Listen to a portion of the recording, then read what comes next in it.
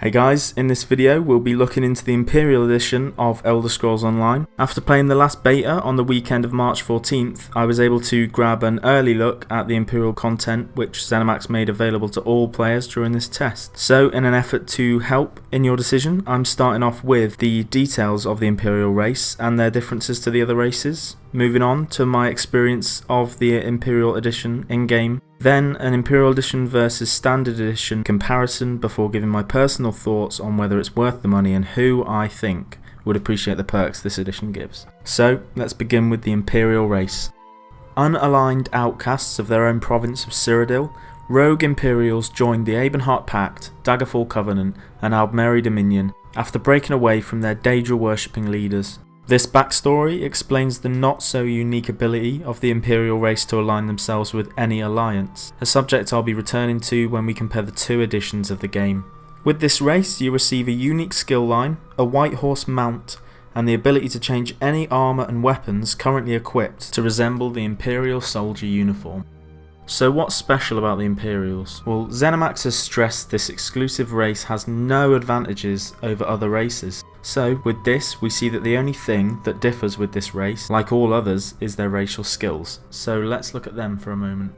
Reflecting their affinity to combat and diplomacy, their bonuses lie in experience and stamina. First is Shield Affinity. This is a plus XP gain to the one-handed and shield skill line. Next we have Tough. This increases your max health by 4%. There's 3 ranks, 4, 8 and 12%. Then there's Conditioning. This is a maximum stamina increase of 4%, again with 3 ranks, 4, 8 and 12%. Lastly we have Red Diamond, which gives you a 10% chance to restore 3% health when using a melee attack. Once again there's 3 ranks, this time 3, 6 and 9%. So it looks like this race would be the one to go for if you're using one-handed with shield weapons and would like the extra health and stamina bonuses. Moving on now to my experience of the Imperial Edition's content in-game. In the final beta I was able to try out the Imperial race, gallop about on the white horse mount, and generally get a sneak peek at what I'd be getting for the extra money spent. Right, so I'll keep this brief. Since beta, I cancelled my plans and pre-ordered the Standard Edition. Now this is of course my personal decision, but I'm going to explain why exactly I chose to do so. For me, the ability to play as the Imperial race went from meaning a lot to meaning very little. If you're planning to pre-order either edition of Elder Scrolls Online, the only real difference with the Imperial race lies in the racial skills, which as we found mainly holds an XP boost to the one-handed with shield weapon class. This is because a Standard Edition pre-order gives you the ability to play as any of the 9 races in any alliance, rendering the Imperial's ability to do so no longer unique. After realising that the Imperial race was therefore merely just another race with no real unique ability aside from cosmetic, my impression of ZeniMax and Bethesda's take on the deluxe edition had taken quite a hit. Imperial race aside then, we have the white horse mount. When asked what types of items or services we can expect to find in the ZeniMax Online store, Matt Thierer, the game's director, answered, "The purpose of the store is to offer interested players a variety of additional services. At launch we're going to have 2 items, the ability to upgrade to the Imperial Edition and an entry-level Palomino coloured horse.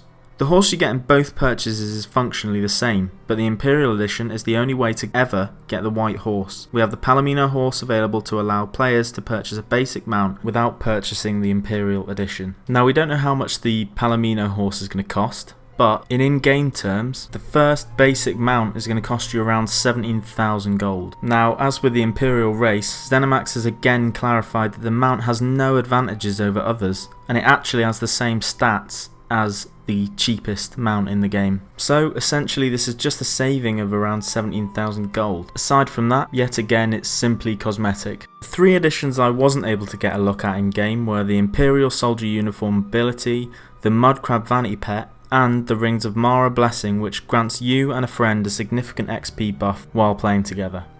So to round up, essentially the Imperial Edition gives us the ability to play as an Imperial with no real game changing stuff here apart from a boost to one-handed and shield weaponry. We also have a saving of around 17,000 gold with a white horse rather than the usual colours.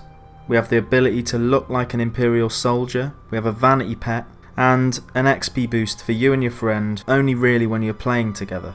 As a side note, I originally thought the ability to look like an Imperial soldier was an exciting one. After playing, I realised there's this whole new game ahead of me with a large range of armour, and I'm not necessarily going to be wanting to look like a common Imperial soldier for long when I see all this new content. There was a lot of backlash when ZeniMax first announced their Imperial items, which they responded to in 1 week's Ask Us Anything on their ESO website. Their answer essentially said that there will be no advantage and the content simply gives the player the ability to stand out.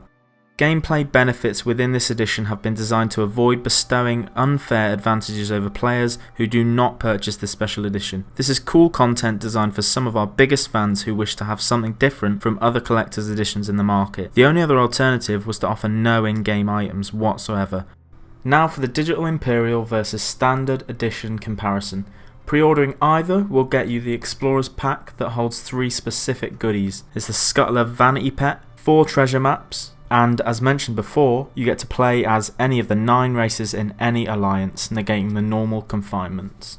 In terms of the choice between the two, for me personally, it came down to this. I doubt I'll really be needing that one-handed and shield weapon boost. And really, if I find it that hard to save up for a horse, I can always just buy one on the ZeniMax online store. And in terms of satisfying my usual instinct to excitedly grab at extra content for a game I think I'm gonna love, the Explorer's Pack is enough really. A little token vanity pet, couple treasure maps, and the ability to play as any of the 9 races in any alliance. So for me personally, I'm not sure it's worth the money, but if you're really into your cosmetic stuff, if you really dying to play as an Imperial, or even would really benefit from the experience boost when playing with a friend, then perhaps it is worth the money for you. All I'm doing is giving my say, and only you know whether it's worth it for you. So guys, thanks very much for watching. Please like, comment and let me know your thoughts on the Imperial Edition and Elder Scrolls Online in general. And as usual, subscribe for more Elder Scrolls Online and a whole bunch of other gaming videos.